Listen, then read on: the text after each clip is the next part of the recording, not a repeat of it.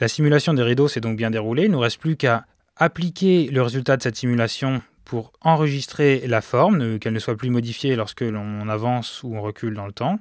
Ici, je choisis le résultat de ma simulation à la frame 49 par exemple, car j'ai vraiment une jolie forme. Pour appliquer cela, je vais tout simplement dans le menu des modifieurs en ayant sélectionné mon rideau, et je vois que ici, je peux appliquer le résultat de ma simulation, soit directement sur le maillage, soit en tant que shape keys.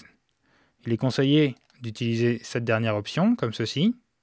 Et maintenant, si je vais dans le menu des shape keys, je vais supprimer tout d'abord les keyframes que j'avais fait jusqu'à maintenant. Elles ne m'intéressent plus, elles ne servaient qu'à la simulation. Je mets bien cette valeur à 0.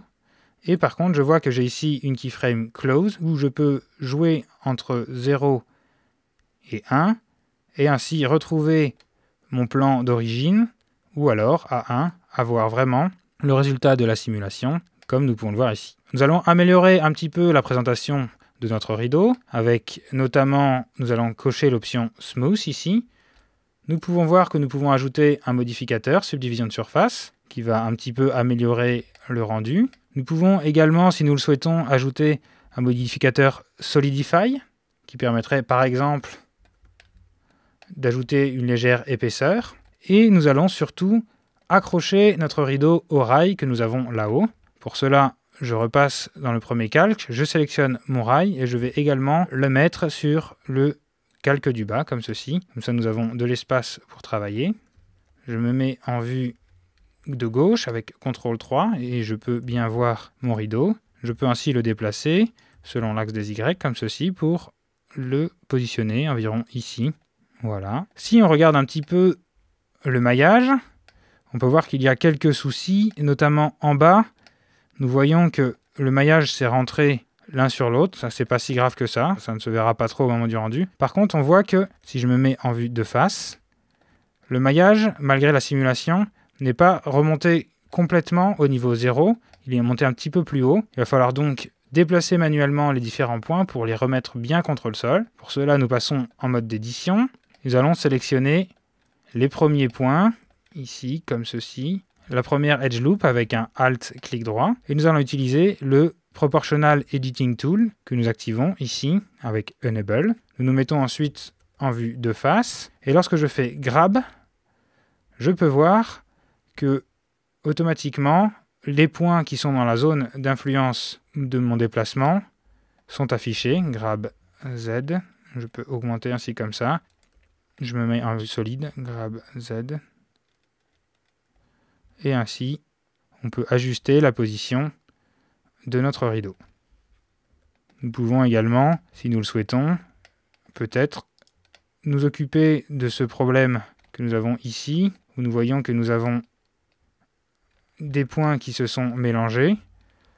Si nous corrigeons le souci, nous sélectionnons cet edge loop et nous faisons un grab en diminuant énormément la zone d'influence, comme ceci, voilà, grab selon l'axe des X, juste pour faire sortir notre maillage, et ainsi nous avons un joli pli, plutôt que d'avoir des objets qui se superposent. Nous pouvons faire pareil avec l'autre edge loop, qui n'est pas facile à voir. Je vais cacher celle-là tout simplement, et je vais sélectionner mon autre edge loop, comme ceci. Je me mets bien en mode median point, et je vais sélectionner, je me mets en vue de face, je me mets en mode solide, et je vais juste, voilà, déplacer comme ceci les points. Et voilà, si je repasse en mode objet, j'ai corrigé le problème, j'ai juste un joli petit accident au bas du rideau, c'est plus réaliste. Si je monte maintenant, ce qu'il faut faire tout simplement, c'est toujours avec le Proportional Editing Tools, nous allons ramener tous les points sur une même ligne, comme s'ils devaient rentrer dans un des rails de fixation des rideaux. Pour cela, nous utilisons aussi le Proportional Editing Tools. Nous sélectionnons tous nos points. Nous nous assurons que nous sommes bien en mode Median Point ici. Et nous faisons un Scale selon l'axe des X. Comme ceci, nous grandissons la zone d'influence. Peut-être un petit peu plus. Et nous rapprochons quasiment tous nos points ainsi du centre du rail, comme ceci. Et nous voyons que nous avons un résultat bien plus réaliste que nous allons pouvoir mettre dans les rails. Je déplace un petit peu mon rideau, comme ceci. et j'ai un rideau réaliste dans ma scène. Nous pouvons faire exactement la même chose pour le deuxième côté de la fenêtre, où nous pouvons ruser et tout simplement faire un miroir de ce rideau de l'autre côté. Je duplique mon rideau avec Shift D, je le déplace selon l'axe des Y et je vais faire un miroir avec l'option Mirror qui est toujours là. Je fais CTRL M sinon. Et selon l'axe des Y, automatiquement, je peux me créer un deuxième rideau comme ceci. C'est plus rapide que d'avoir à refaire toute la simulation juste pour un deuxième rideau.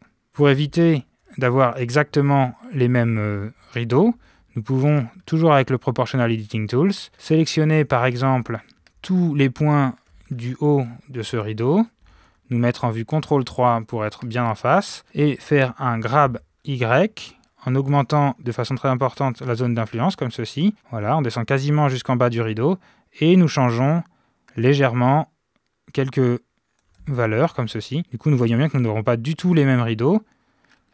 Ici, le spectateur, quand il verra l'image, ne se doutera pas que ce sont les mêmes simulations, et pourtant, cela vient de la même simulation. Nous pouvons faire de même, sélectionner quelques points, et ajouter des accidents, comme ceci, ici et là, sur notre rideau. Lorsque nous avons fait cela, nous avons fini la modélisation.